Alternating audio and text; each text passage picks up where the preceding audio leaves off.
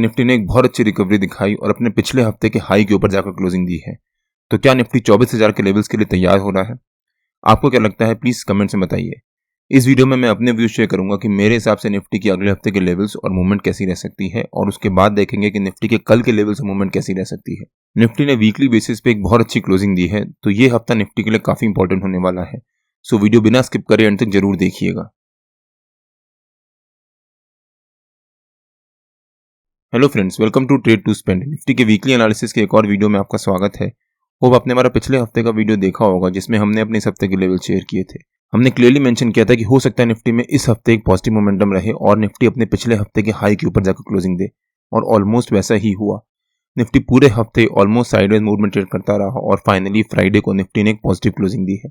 अगर हम निफ्टी का डेली चार्ट देखें एक बार, अगर आप ध्यान से देखो तो निफ्टी ने पिछले 4 दिन, मतलब निफ्टी ने जो पिछले हफ्ते ये रिकवरी दिखाई थी, निफ्टी ने उसका सॉर्ट ऑफ कंफर्मेशन दिया और वहां पर सस्टेन करके एक स्ट्रेंथ शो करी, और फाइनली फ्राइडे को निफ्टी ने एक बहुत अच्छी क्लोजिंग दी है। अब अगला हफ्ता निफ्टी के लिए काफी इंपॉर्टेंट हो जाता है, और हमने अपने पिछले वीकली एनालिसिस के वीडियो में क्लियरली एक्सप्लेन किया था कि निफ्टी की इस हफ्ते की मूवमेंट कैसी रह सकती है। अगर आपने हमारा पिछले हफ्ते का वीकली एनालिसिस का वो वीडियो नहीं देखा है तो उसका लिंक मैंने डिस्क्रिप्शन में डाल दिया है, और आपको ऊपर यहाँ पर आई बटन में मिल जाएगा। एक बार आप वो वीडियो जाकर जरूर देखिएगा, उससे आपको भी आइडिया होगा कि निफ्टी के लेवल्स कैसे निकाल सकते हैं, सो दैट आप खुद अपने लेवल्स निकाल सकें। अब अगर निफ्टी के वीकली चार्ट पे वापस आ जाते हैं और देखते हैं कि निफ्टी के अगले हफ्ते के लेवल्स और मूवमेंट कैसी रह सकती है। निफ्टी के अगले हफ्ते के लेवल्स देखने से पहले अगर हम निफ्टी के पिछले हफ्ते का चार्ट देखें, बिकॉज उसका काफी रिलेवेंस है निफ्टी के अगले हफ्ते के मूवमेंट में। निफ्टी ने पिछले एक हफ्ते मंडे को एग्जिट पोल के बेसिस पे एक बहुत अच्छी रिकवरी दिखाई, और फाइनली ट्यूसडे को जब रिजल्ट आए तब निफ्टी ने वहां से एक शार्प प्रॉफिट बुकिंग दिखाई अराउंड 2000 पॉइंट्स की, और उसके बाद Wednesday, Thursday, Friday onwards Nifty ने एक बहुत अच्छी रिकवरी दिखाई। मतलब मंडे को बुल्स आए, एग्जिट पोल बहुत अच्छे पॉजिटिव थे, जिस वजह से बुल्स आए और उन्होंने मार्केट को, निफ्टी को ऊपर लेके गए। लेकिन ट्यूसडे को जब रिजल्ट आया तो रिजल्ट काफी कंफ्यूजिंग था, या फिर बीजेपी को मेजोरिटी नहीं मिली, जिस वजह से मार्केट ने उसको नेगेटिव लिया और फाइनली सेलर्स हावी हुए और नए सेलर्स मार्केट को नीचे लेके आए। बट ट्यूसडे को जब काउंटिंग खत्म हुई तब थोड़ी सी क्लैरिटी आई कि हो सकता है बीजेपी गवर्नमेंट बनाए दोबारा। वो अलग बात है कि एक कोalition गवर्नमेंट बनती, बट बीजेपी गवर्नमेंट बनाए, जिस वजह से मार्केट में पॉजिटिव सेंटीमेंट आया। वापस बायर्स ने वहां पर एंट्री मारी और निफ्टी को ऊपर लेके गए। अब बायर्स यहाँ पर निफ्टी को ऊपर लेके गए 3 दिन लगातार, बट उसका कंफर्मेशन कब मिलता? कंफर्मेशन तब मिलता जब बायर्स उस बाइंग को कंटिन्यू करते। मतलब पिछले हफ्ते जब यहाँ से बाइंग स्टार्ट हुई, उसके बाद बायर्स निफ्टी को बहुत तेजी से ऊपर लेके गए। अब वो अगर कंटिन्यू करते हैं अपनी बाइंग को, दैट मीन्स वो अभी भी पॉजिटिव सेंटीमेंट शो कर रहे हैं इंडियन मार्केट में, जिस वजह से निफ्टी को ऊपर जाना चाहिए। अब निफ्टी यहाँ पर ऊपर गया है और निफ्टी ने जो पिछले हफ्ते का हाई था उसके ऊपर क्लोजिंग दी है। मतलब बायर सॉर्ट ऑफ अभी भी पॉजिटिव है इंडियन मार्केट में, और वो चाहते हैं या फिर उनको लग रहा है कि मार्केट में पॉजिटिव मोमेंटम रहेगा, जिस वजह से वो लोग और बाइंग कर रहे हैं। अब इसीलिए मैंने कहा था कि अगला हफ्ता निफ्टी के लिए काफी इंपॉर्टेंट है। तो अब देखते हैं कि निफ्टी के अगले हफ्ते के लेवल्स और मूवमेंट कैसी रह सकती है। मेरे ख्याल से निफ्टी का इस हफ्ते का रेजिस्टेंस रह सकता है 23,500 के आसपास, और सपोर्ट रह सकता है 23,123 के आसपास। 23,500 निफ्टी का हमारा आज के टाइम का ऑल टाइम हाई है, तो हो सकता है निफ्टी अगले हफ्ते 23,500 एज अ रेजिस्टेंस और 23,123 एज अ सपोर्ट, इसी रेंज के बीच में ट्रेड करे। अगर निफ्टी ने मंडे को एक पॉजिटिव क्लोजिंग दी, मतलब जो हमारा इस हफ्ते का हाई है उसके ऊपर क्लोजिंग दी, और ट्यूसडे को अगर मंडे के हाई के ऊपर ट्रेड करना शुरू किया, तो वो निफ्टी के लिए काफी पॉजिटिव हो जाएगा। और अगर निफ्टी ट्यूसडे फर्स्ट हाफ में 12 साढ़े 12 बजे तक मंडे के हाई के ऊपर सस्टेन कर जाता है, तो हो सकता है निफ्टी में ऊपर की तरफ एक बहुत अच्छी शार्प शॉर्ट कवरिंग आए और निफ्टी एक नया ऑल टाइम हाई बनाने के बाद क्लोजिंग दे। लेकिन अगर निफ्टी ने अगले हफ्ते हमारे आज इस हफ्ते के हाई के ऊपर क्लोजिंग दी, तो हो सकता है निफ्टी जुलाई फर्स्ट वीक तक 24,000 के लेवल्स भी अचीव करे। लेकिन अगर निफ्टी ने मंडे को एक नेगेटिव मूवमेंट दिया, तो हो सकता है निफ्टी हमारे सपोर्ट के पास आए और फिर से यहाँ पर एक रेंज बनाना शुरू कर दे। हो सकता है निफ्टी ट्यूसडे, वेडनेसडे, थर्सडे एक रेंज बनाए और उसके बाद फ्राइडे को वापस एक रिकवरी दिखाए। और अगर निफ्टी ने हमारे सपोर्ट को ब्रेक किया और उसके नीचे सस्टेन किया, तो निफ्टी का हमारा नीचे का पहला टारगेट हो जाएगा 22,800 के आसपास, सेकंड टारगेट हो जाएगा 22,540 के आसपास। मेरे ख्याल से निफ्टी में नीचे की तरफ जाने के चांसेस थोड़े से कम है, और निफ्टी में हो सकता है एक पॉजिटिव मोमेंटम ही रहे, क्योंकि एज सच डोमेस्टिक या फिर ग्लोबली कोई भी नेगेटिव न्यूज़ नहीं है जो मार्केट को नीचे लेके जाए। और ये मैं अपने पिछले कई वीडियोस में कवर भी कर रहा हूँ। कोई भी अगर प्रॉफिट बुकिंग आती है तो वो एक चांस होगा निफ्टी में दोबारा बाइंग करने का। तो अगर निफ्टी कल यानी ट्यूसडे को एक पॉजिटिव क्लोजिंग देता है और वेडनेसडे को ट्यूसडे के हाई के ऊपर सस्टेन करना शुरू करता है, तो ध्यान रखिएगा, हो सकता है निफ्टी में ऊपर की तरफ एक बहुत अच्छी शार्प शॉर्ट कवरिंग आए। निफ्टी और बैंक निफ्टी के जो भी लेवल्स होते हैं रेगुलर बेसिस पे मैं अपने फ्री टेलीग्राम चैनल में पोस्ट करता रहता हूँ।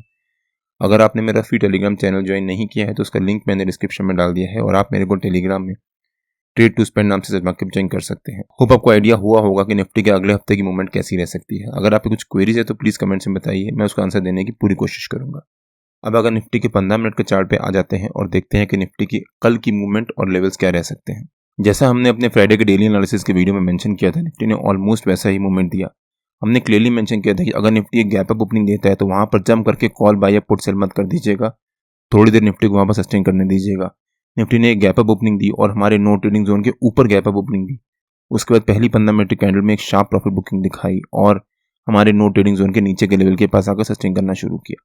उसके बाद वहां से सपोर्ट लिया और एक बहुत अच्छा बाउंस दिखाया और फिर दिन भर निफ्टी एक छोटी सी रेंज के बीच में साइडवेज मोड में ट्रेड करता रहा। हमने अपने डेली एनालिसिस के वीडियो में क्लियरली मेंशन किया था कि अगर निफ्टी हमारे नो ट्रेडिंग जोन के नीचे के लेवल के पास सस्टेन करता है थोड़ी देर, तो वहां पर हमें एक अच्छी अपॉर्चुनिटी मिल सकती है बाइंग करने की और हम वहां पर कॉल बाइंग कर सकते हैं with this level as a stop loss. अगर आपने हमारा डेली एनालिसिस का वो वीडियो नहीं देखा है तो उसका लिंक मैंने डिस्क्रिप्शन में डाल दिया है और आपको ऊपर यहाँ पर आई बटन में मिल जाएगा। एक बार आप वो वीडियो जाकर जरूर देखिएगा। अगर निफ्टी यहाँ पर थोड़ी देर और सस्टेन करता है तो हम यहाँ पर कॉल बाई करते with this level as a stop loss, but Nifty ने यहाँ पर 15 मिनट ही सस्टेन किया और उसके बाद एक बहुत अच्छी रिकवरी दिखा दी और फिर दिन भर एक साइडवेज मोड में ही ट्रेड करता रहा। अगर आप ध्यान से देखो तो निफ्टी पिछले कुछ दिनों से ऑलमोस्ट एक रेंज के बीच में ही ट्रेड कर रहा है, ना ब्रेकआउट ना ब्रेकडाउन, बट फ्राइडे को निफ्टी ने बहुत अच्छी रिकवरी दिखाने के बाद क्लोजिंग दी है और अगर निफ्टी उसको कंटिन्यू करता है और मंडे को और कल ट्यूसडे को फ्राइडे के हाई के ऊपर सस्टेन करना शुरू करता है तो वो निफ्टी के लिए काफी पॉजिटिव हो जाएगा। निफ्टी ने हमारे नो ट्रेडिंग जोन के नीचे से सपोर्ट लिया और उसके बाद दिन भर हमारे नो ट्रेडिंग जोन के ऊपर के लेवल के अराउंड एक रेंज बनाता रहा। निफ्टी और बैंक निफ्टी के नो ट्रेडिंग जोन्स में डेली बेसिस पे अपने यूट्यूब चैनल में अपलोड करता हूँ। अगर आपने मेरा यूट्यूब चैनल सब्सक्राइब नहीं किया है तो प्लीज सब्सक्राइब कर लीजिएगा, बेल आइकन जरूर हिट कर लीजिएगा सो दैट जब भी मैं अपना अगला वीडियो पोस्ट करूँ आपको नोटिफिकेशन आ जाए। अब देखते हैं कि निफ्टी के कल के लेवल्स और मूवमेंट क्या रह सकती है। मेरे ख्याल से निफ्टी का कल का रेजिस्टेंस रह सकता है 23,500 के आसपास, जो निफ्टी का हमारा आज के टाइम का ऑल टाइम हाई भी है, और जो निफ्टी का 50 EMA का लेवल है 15 मिनट के चार्ट पे वो निफ्टी का कल का सपोर्ट रह सकता है, मतलब 23,415 के आसपास। हो सकता है निफ्टी कल 23,500 और 23,415 इसी रेंज के बीच में ट्रेड करे। जो निफ्टी ने यहाँ पर फ्राइडे को रेंज बनाई थी, अगर निफ्टी कल उसी रेंज के बीच में एक फ्लैट ओपनिंग देता है तो यहाँ पर जंप करके कॉल बाय या पुट बाय या फिर सेल मत कर दीजिएगा, थोड़ी देर वेट करिएगा। हो सकता है निफ्टी यहाँ पर एक रेंज बनाए। रेंज बनाने के बाद अगर निफ्टी ने ऊपर की तरफ ब्रेकआउट दिया और हमारे रेजिस्टेंस को भी ब्रेक किया, वहाँ पर सस्टेन कर गया, तो हो सकता है निफ्टी में ऊपर की तरफ एक बहुत अच्छी शार्प शॉर्ट कवरिंग आए।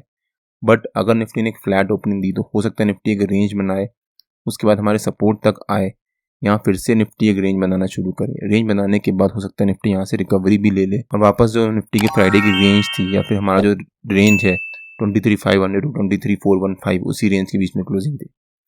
बट अगर निफ्टी ने एक गैप डाउन ओपनिंग दी हमारे सपोर्ट के आसपास या उसके नीचे, तो वहाँ पर थोड़ी देर वेट करिएगा, पुट जाकर पुट बाय मत कर लीजिएगा। अगर निफ्टी एक गैप डाउन ओपनिंग देने के बाद एक रेंज बनाता है और उसके बाद उस रेंज का ब्रेकडाउन दे देता है तो निफ्टी का हमारे नीचे का पहला टारगेट हो जाएगा 23,380 के आसपास, सेकंड टारगेट हो जाएगा 23,343 के आसपास और थर्ड टारगेट हो जाएगा 23,300 के आसपास। लेकिन अगर निफ्टी ने मान लीजिए गैप अप ओपनिंग दी हमारे रेजिस्टेंस के पास या उसके ऊपर, तो यहाँ पर जंप करके कॉल बैक कर लीजिएगा। अगर निफ्टी यहाँ पर सस्टेन कर गया तो वो निफ्टी के लिए काफी पॉजिटिव हो जाएगा और हो सकता है उसके बाद निफ्टी में रैली आए। थोड़ी देर वेट करिएगा सस्टेन करने का, क्योंकि अगर आप यहाँ पर देखो तो परसों भी निफ्टी ने यानी थर्सडे को निफ्टी ने एक गैप अप ओपनिंग दी और वहां पर सस्टेन नहीं कर पाया और फिर से एक रेंज बनाना शुरू कर दिया। फ्राइडे को भी निफ्टी ने gap up opening the but वहां पर सस्टेन नहीं किया, एक फॉल दिखाया और फिर रिकवरी दिखाने के बाद एक रेंज बनाना शुरू कर दिया। उसके पहले भी निफ्टी ने ऑलमोस्ट सिमिलर मूवमेंट दिखाई, गैप अप ओपनिंग दी, फिर वहां पर इमीडिएटली एक रिकवरी दिखाना शुरू कर दी, फिर फाइनली एक फॉल दिखाने के बाद क्लोजिंग दी।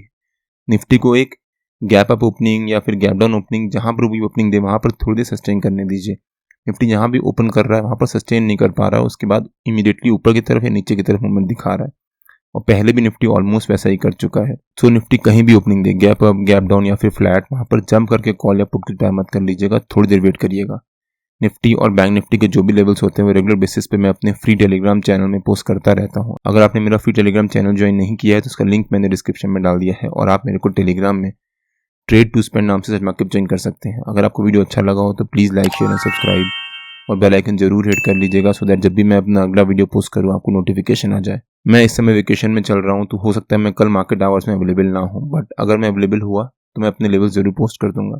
कल के लिए जय श्री राम एंड जय हिंद।